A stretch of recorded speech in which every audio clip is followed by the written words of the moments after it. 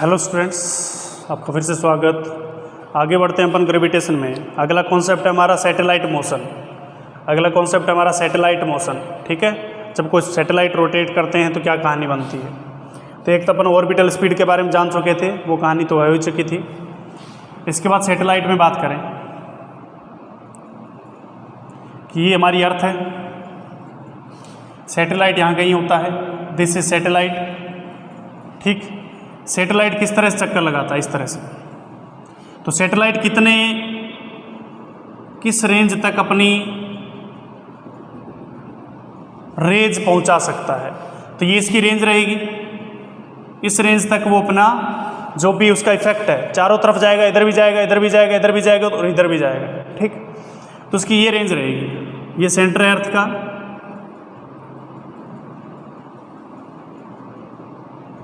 ठीक, समझ आई बातें।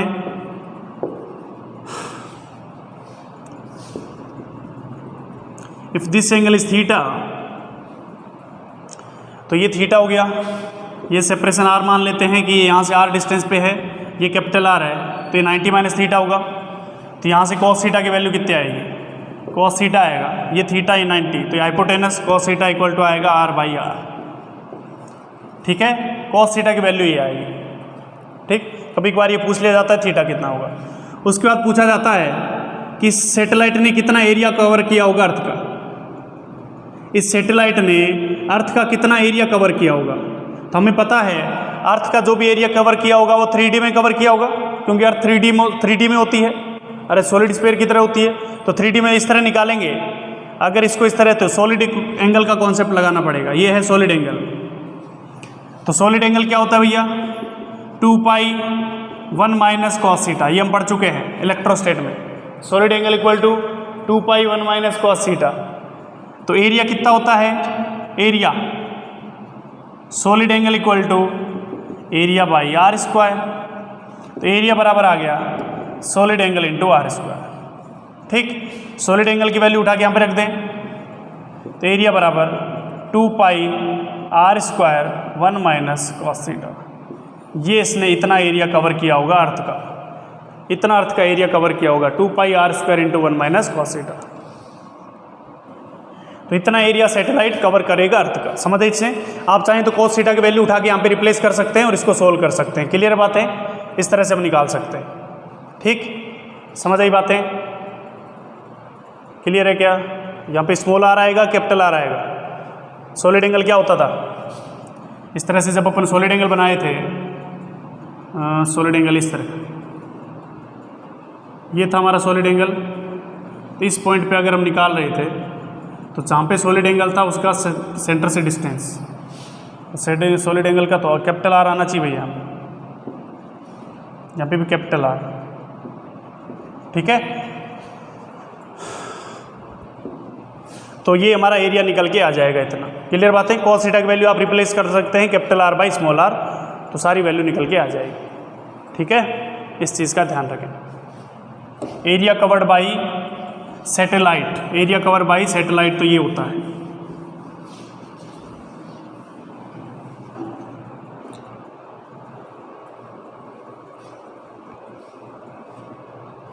इसके बाद बात करें सैटेलाइट मोशन में, अगला आता है जियो स्टेशनरी सैटेलाइट। जियो स्टेशनरी सैटेलाइट, जियो स्टेशनरी सैटेलाइट का मतलब क्या होता है कि ये हमारी अर्थ है। इस अर्थ के सेंटर से आर डिस्टेंस पे कोई सैटेलाइट है जो कि इस तरह से रोटेट करेगा। समझ आइए इससे, इस तरह से सैटेलाइट रोटेट करेगा। अब इसको जियो स्टेशनरी क्यों कहते हैं कि अर्थ हमें पता है, अर्थ अपनी एक्सिस के अबाउट इस तरह घूमेगी ओमेगा से, इस तरह से अर्थ रोटेट होगी। अर्थ इस तरह से रोटेट होगी तो इसके जैसे अर्थ अब यहाँ है, ये अभी यहाँ है, अभी सैटेलाइट यहाँ है। अगर ये सैटेलाइट इधर घूमेगा, जैसे यहाँ पे अर्थ है, यहाँ पे सैटेलाइट है, अगर अर्थ ऐसे घूमे तो सैटेलाइट भी साथ साथ घूमेगा। समझ आ रही है बातें। अर्थ जैसे जैसे घूमेगी सैटेलाइट भी वैसे घूमेगा, यानी जितना ओमेगा अर्थ का है उतना का उतना ओमेगा किसका होगा, सैटेलाइट का होगा। ठीक है, तो एक बात हमें समझ आई कि इसको जियो स्टेशनरी सैटेलाइट क्यों कहते हैं कि अर्थ से देखने पर हमें हमेशा स्टेशनरी दिखाई देता है। अर्थ की सरफेस से देखने पे हमें ये हमेशा स्टेशनरी दिखाई देता है। क्यों? क्योंकि जितने ओमेगा से अर्थ रोटेट हो रही है उतने के उतने ओमेगा से ये सैटेलाइट रोटेट हो रहा है। समझ आई बातें? तो omega of the earth equal to omega of geo stationary satellite. समझ आई बातें? अर्थ का ओमेगा बराबर जियो स्टेशनरी सैटेलाइट का ओमेगा। अर्थ का ओमेगा कितना होता है? 2 पाई अपॉन 60 इंटू 60, 24 घंटे ही तो होते हैं। तो 2 पाई बाई टी को लिख दिया मैंने 24 इंटू आवर इंटू सेकेंड, इतने सेकेंड हो गए। ये तो हो गया omega of the earth. Omega of the Jio stationary satellite भी यही होना चाहिए। अब ओमेगा की वैल्यू कितनी निकल के आती है? अगर मैं यहाँ से देखूँ तो ओमेगा हमें पता है निकल के आता है √GM अपॉन R3। ओमेगा निकल के आता है √GM बाई R3। ये कैसे निकल के आया होगा? हमें पता है इधर की तरफ इसका m ओमेगा स्क्वायर R लग रहा होगा और ये इनकी वजह से अर्थ का मास और ये स्टेशनरी के क्या है सैटेलाइट के मास से एक दूसरे को बैलेंस कर रहे होंगे। तो GM by R square equal to m omega square R। एक m से m गया तो ओमेगा स्क्वायर बराबर निकल के आया √GM बाई R3। ठीक है, तो ये हमारा ओमेगा निकल के आया। समझ आई बातें? ये omega of the Jio stationary satellite. इसको जब इसके बराबर करेंगे, इसकी वैल्यू जब इसके बराबर डालेंगे तो यहाँ से R की वैल्यू निकल के आएगी 6.6 R। R की वैल्यू निकल के आएगी 6.6 R। समझ आई इससे? और सरफेस से कितना निकल के आएगी? ये डिस्टेंस R है, ये टोटल 6.6 R, तो ये निकल के आएगा 5.6 R।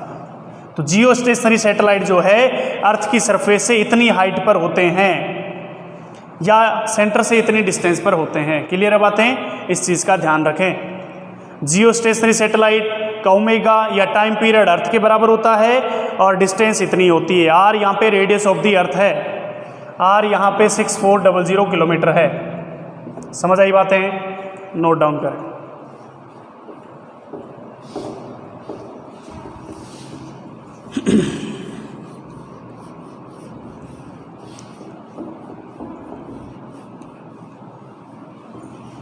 अब इस पे कोई एग्जाम्पल करते हैं अपन।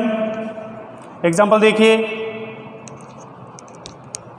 एग्जाम्पल देखिए, ये हमारी अर्थ है,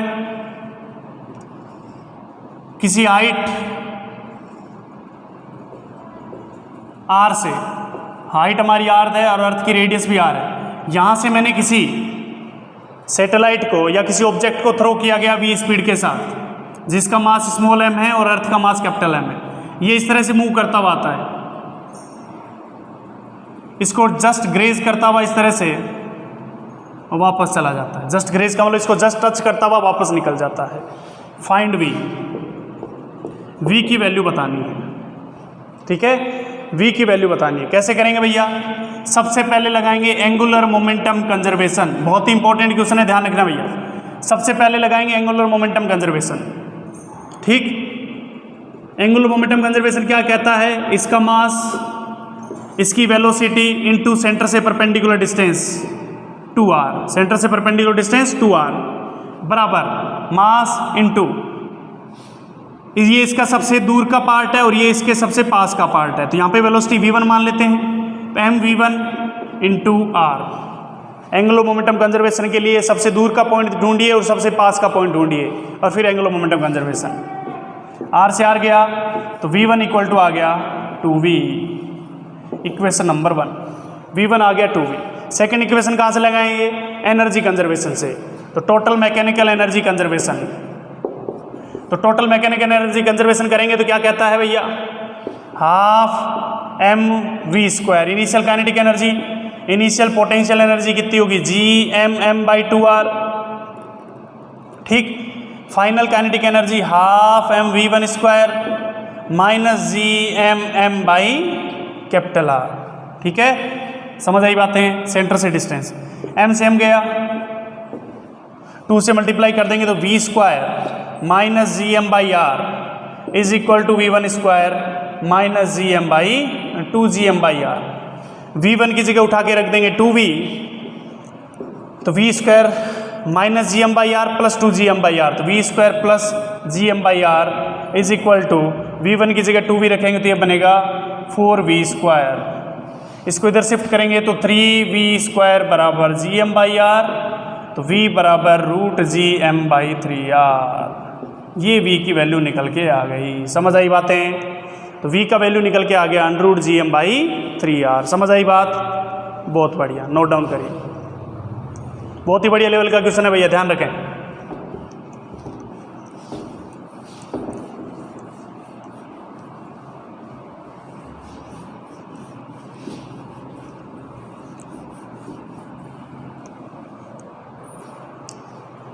एक क्वेश्चन और लेते हैं। अगेन हमारी ये अर्थ है,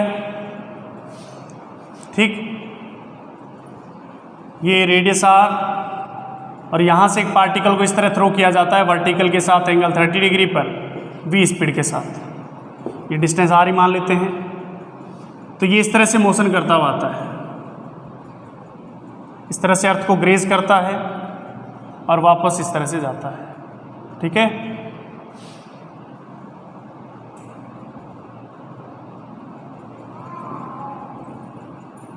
ठीक है। तो आपको बताना है फाइंड v। चलो ये मत बनाओ, आप इतना ही बना लो। v की वैल्यू बताएं। अगेन इसका मास m है, अर्थ का मास कैपिटल है। ठीक है, तो कैसे करेंगे? पहले angular momentum conservation. Angular momentum conservation तो इसके दो कंपोनेंट कर दो, एक आएगा v sin 30 और एक आएगा v cos 30। हमें इससे कोई लेना देना नहीं, क्योंकि हमें तो डिस्टेंस के परपेंडिकुलर कंपोनेंट से मतलब होता है। तो पहले क्या लिखेंगे? M V sine 30 into centre से डिस्टेंस 2r बराबर m, यहाँ पे स्पीड मान लेते हैं v1, ये डिस्टेंस r, तो mv1r, mr कैंसिल आउट हुआ और ये बन गया v sign 30 and v/2 into 2, तो v बराबर v1 और v क्या आ गए? बराबर आ गए। v और v1 क्या आ गए? बराबर आ गए। फिर लगाएंगे एनर्जी कंजर्वेशन, तो हाफ mv², एनर्जी में तो कोई एंगल का पंगा ही नहीं होता, -gmm/2r। पहले पार्टिकल सेंटर से कितनी दूरी पर है? 2r डिस्टेंस पर, बराबर हाफ mv1² -gmm/, फाइनली कितनी डिस्टेंस पर है? r। v1 की जगह v उठा के रख दीजिए, तो 2 m से m कैंसिल आउट होगा। पहले तो 2 से मल्टीप्लाई करेंगे तो v² -gm/r,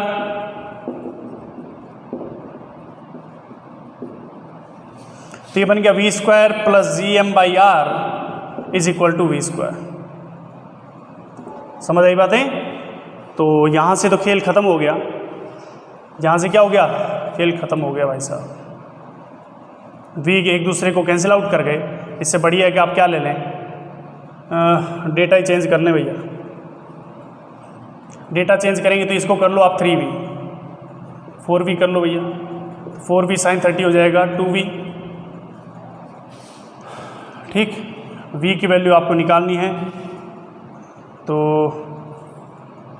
ये बनेगा 2v, तो बन जाएगा 4v। ठीक, तो v1 बन जाएगा 4v, तो यहाँ पे कर देंगे अपन 4v का होल स्क्वायर, तो 15v² बराबर gm/r। ठीक, क्वेश्चन आप समझ गए होंगे, यहाँ से v की वैल्यू निकल के आ जाएगी। क्लियर है बातें? इस तरह से अपन v की वैल्यू निकाल सकते हैं। तो ये बढ़िया लेवल के क्वेश्चन थे भैया, ध्यान रखें।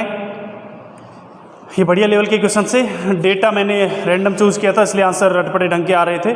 डेटा अगर आपको क्वेश्चन में आपको सही गिवन होगा, आप इस तरह से सोल्व कर सकते हैं। ऐसे क्वेश्चन खासकर जेईई मेन में पिछले साल बहुत क्वेश्चन पूछे गए थे। 2020 में जेईई मेन में ऐसे क्वेश्चन बहुत सारे पूछे गए थे, energy conservation and angular momentum conservation. समझ आई बात? ठीक है, तो इस चीज़ का ध्यान रखें।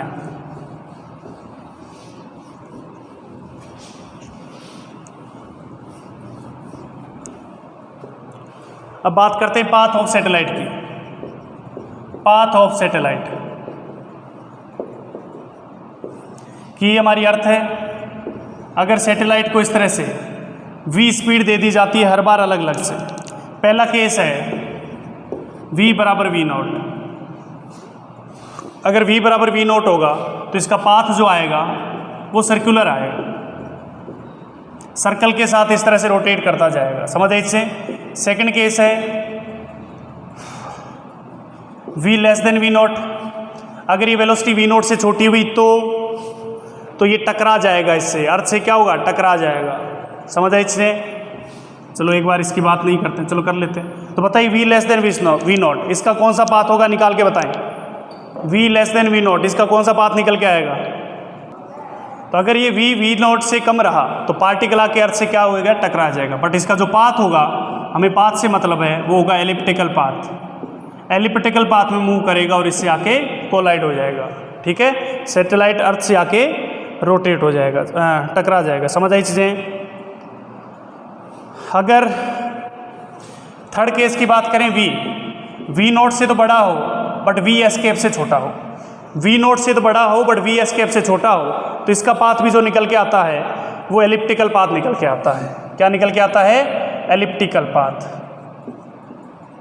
समझ आई चीज़ें? ये कहानियाँ याद रखना भैया, जेईई मेन और नीट के अंदर डायरेक्ट पूछी जाती है कि इसका पाथ कैसा होगा।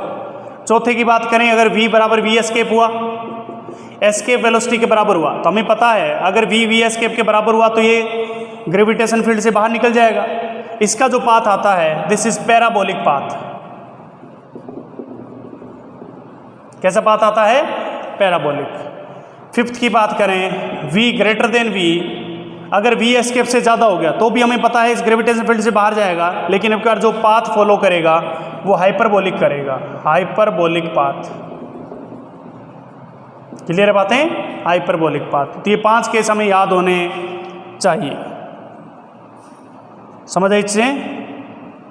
ये 5 केस हमें याद होने चाहिए, तभी काम बनेगा भैया। ठीक, ये 5 केस आपको याद होंगे तभी आपको क्वेश्चन सोल्व हो पाएंगे। डायरेक्ट पूछे जाते हैं, अगर ये इससे हुआ, इससे कम हुआ, इससे ज़्यादा हुआ तो कौन से पाथ फॉलो करेगा। समझ आई चीज़ें? ठीक है, तो इस चीज़ का ध्यान रखें भैया। तो ये आपको याद होना चाहिए, आप स्पेशल तरीके से लिख लेना, path of satellite. V escape, ये वी एस्केप है, वीओ का मतलब ऑर्बिटल वेलोसिटी है, वीओ का मतलब ऑर्बिटल वेलोसिटी है, इस चीज़ का ध्यान रखें, नोट डाउन करें। समझ आई बातें? तो इस तरह से हम क्या निकाल सकते हैं, पाथ निकाल सकते हैं, ये हमें याद रहना चाहिए।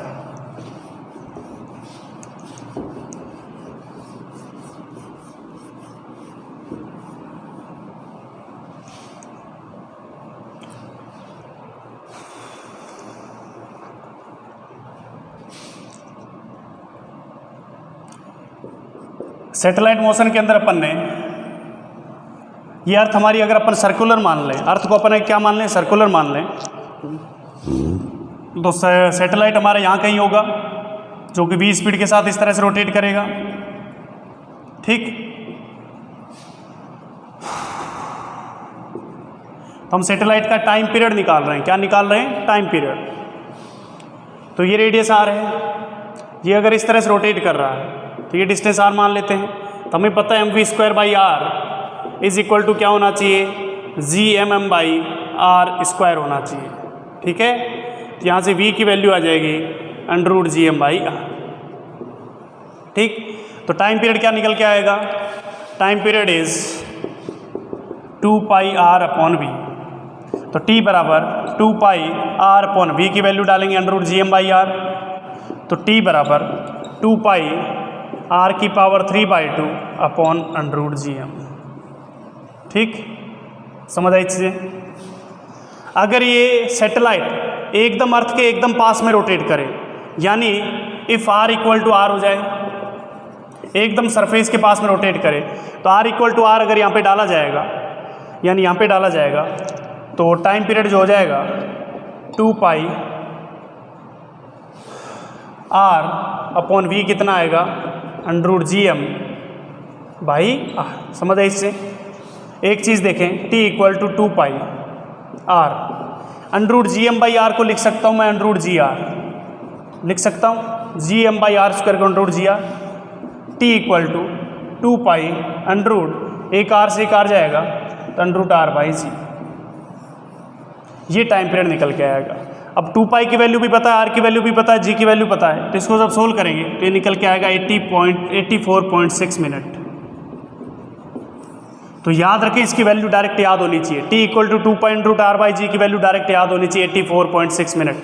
ठीक है, यानी लगभग 1.5 आवर, 1.5 घंटा लगेगा इसको एक कंप्लीट रोटेशन करने में, 1.5 घंटा लगेगा अगर ये एकदम पास में चक्कर लगा रहा हो तो। समझ आई बातें? इस चीज़ का ध्यान रखें, ठीक है। बहुत बढ़िया।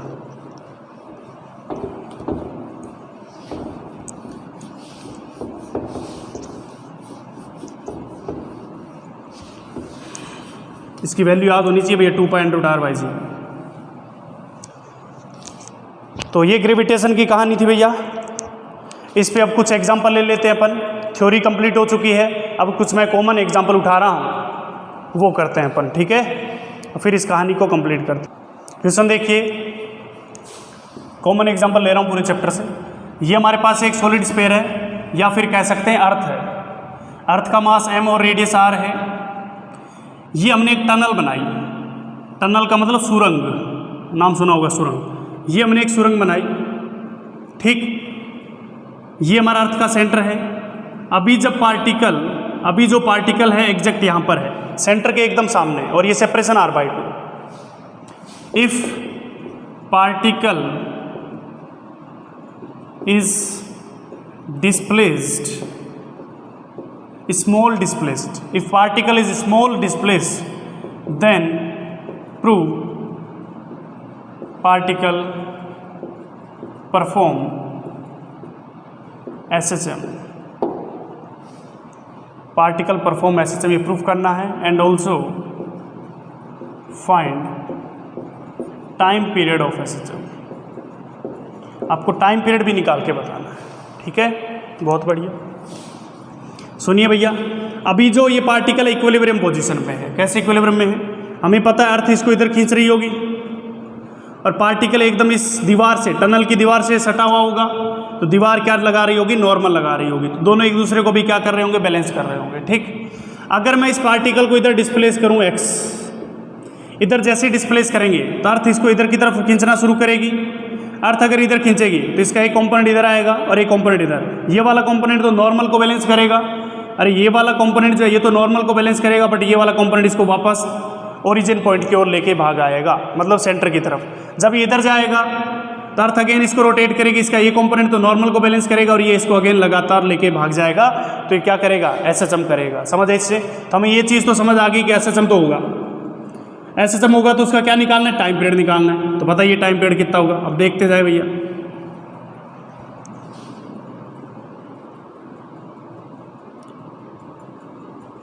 मान लेते हैं हमने यहाँ से इसको x डिस्प्लेस कर दिया, ये सेपरेशन कितना x, ये डिस्टेंस है r/2। किसी एक एंगल को थीटा मान लेते हैं, दिस एंगल इज लेट से थीटा। तो अभी यहाँ पे क्या फोर्स लग रहा होगा, इसको F फोर्स मान लेता हूँ। F की वैल्यू हमें पता है Gm अपॉन ये वाली डिस्टेंस के स्क्वायर, ये r/2, ये x तो ये निकल जाएगा आराम से। इसको स्मॉल r मान लेता हूँ मैं, दिस स्मॉल r, ठीक। F की वैल्यू ये है। SHM कराने के लिए इसका कौन सा कंपोनेंट जिम्मेदार है, क्या पूरा F जिम्मेदार है क्या, नहीं, F का ये वाला कंपोनेंट F cos थीटा, तो F dash equal to F cos theta. SHM कराने के लिए F का cos थीटा वाला कंपोनेंट जिम्मेदार है, F का ये वाला कंपोनेंट इसको इधर खींच के लाएगा। तो वैल्यू डालते हैं, F की वैल्यू है Gm/r इंटू कॉस थीटा की वैल्यू कितनी है भैया, कॉस थीटा, ये एंगल अगर थीटा है तो ये हो गया sine theta equal to this by this होता, तो cos theta equal to x/r। सही है, ये गलत है, cos theta equal to x/r, ठीक। ये तो r² होता है ना, समझ आई बातें। यहाँ से हमारे पास F डैश निकल के आ गया, कुछ न कुछ तो लोचा लग रहा है, सही है क्या, Gm/r³ इंटू x, ठीक, सही है। क्लियर है बातें भैया। तो ये किसका काम करेगा, ये काम करेगा k का। तो टाइम पीरियड इज 2π√m/k, ठीक है, t इक्वल टू 2π√m/k। ये वैल्यू उठा के यहाँ पे रख देंगे तो टाइम पीरियड निकल के आ जाएगा। अगर मैं इसे कैपिटल R की फॉर्म में निकालना चाहूँ, कैपिटल R की फॉर्म में, तो r sin theta equal to capital R/2, ये r है, ये r cos थीटा, ये r sin थीटा, तो r sin theta equal to R/2 होगा, ठीक।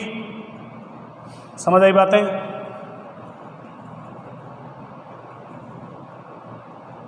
ठीक, सही ढंग से देखिए क्या सही लिखा है कि मैंने कुछ गलत कर दिया क्या? कैपिटल आर की फॉर्म में आना चाहिए, गलत तो ओके ओके ओके ओके ठीक है। इधर देखिए फोर्स गलत लिख दिया भैया।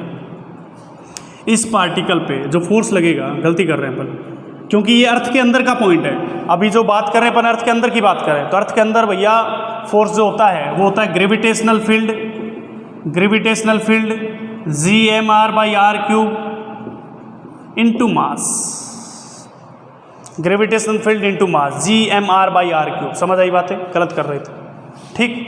GMR, R क्या होता है? R होता है इसके और इसके बीच का सेपरेशन, जो कि R माना है, सही है। तो यहाँ पे जो फोर्स लिखेंगे, यहाँ पे गलती कर रहे हैं, ये लिखेंगे GMMR/r³ इंटू cos थीटा की वैल्यू आएगी x/r। तभी मैं कह रहा हूँ कि कट जाता है हमेशा। तो R से R कैंसिल आउट होगा, R से R क्या होगा? कैंसिल आउट होगा। तो F डैश निकल के आया GMM/r³ इंटू x। समझ आई बातें? दोबारा सुन लें, क्योंकि जो पॉइंट है ये अर्थ के अंदर का पॉइंट है। अर्थ के अंदर का पॉइंट, अर्थ के अंदर इलेक्ट्रिक फील्ड क्या होता है, ग्रेविटेशन फील्ड क्या होता है, डिस्टेंस से वेरी करता है और इस तरह से वेरी करता है। R क्या होता है? सेंटर से उस पॉइंट के बीच की डिस्टेंस, ठीक। F डैश ही आ गया तो K का काम करेगा, तो टाइम पीरियड होता है 2π√m/k, m/k GMMR³। एक स्मॉल m से m जाएगा तो T बराबर 2π√r³/gm। इसको लिख सकता हूँ R/g। समझ आई इससे? R/g। इसकी वैल्यू कितनी होती है? अभी पढ़ा था अपन ने 84.6 मिनट। इसका मतलब आप चाहे पार्टिकल को स्टर्नर के अलोंग थ्रो करो, सेंटर के अलोंग थ्रो करो, चाहे किसी के अलोंग थ्रो करो, उसको इस पॉइंट से इस पॉइंट तक आने में इतना ही टाइम लगता है। चाहे सेंटर से जाए चाहे यहाँ से जाए, कोई फ़र्क नहीं पड़ता, टाइम उतना का उतना लगता है। समझ आई चीज़ें? क्लियर बातें? अब इसके नॉर्मल फोर्स की वैल्यू की बात करें, ये आपको समझ आया होगा आई होप। पहले वाला थोड़ा मैं गलत सोच गया। तो F का ये cos थीटा तो इसको SHM करा रहा है, और F sin थीटा इसको क्या करा रहा है? नॉर्मल प्रोवाइड करा रहा है, ठीक है। F sin थीटा, F की वैल्यू अपन जान चुके हैं GMM/r³, ठीक। sin थीटा की वैल्यू यहाँ पे आएगी, sin थीटा आएगा this upon this, r/2r। This is normal, एक r से एक r कटेगा, तो GMM/2r² into 1/r, this is normal. देख लेना एक बार कैलकुलेशन, और साइन थीटा की वैल्यू r/2/r ही होगा, और F हमारा GMM/r³ इंटू स्मॉल r, ये एक दूसरे से कैंसिल आउट हो जाएंगे, तो ये निकल के आ जाएगा GMM/2r², ठीक है। इस तरह से अपन क्या निकाल सकते हैं? नॉर्मल रिएक्शन भी निकाल सकते हैं। अर्थ कितना नॉर्मल रिएक्शन, सुरंग कितना नॉर्मल रिएक्शन लगा रही होगी उस पार्टिकल पे। क्लियर बातें? ठीक, ये एक बढ़िया लेवल का क्वेश्चन था, तो ध्यान दें। आज की क्लास में हम इतना ही करेंगे। ग्रेविटेशन कंप्लीट हो चुका है भाई साहब। सीट करें, डाउट पूछें। Thank you.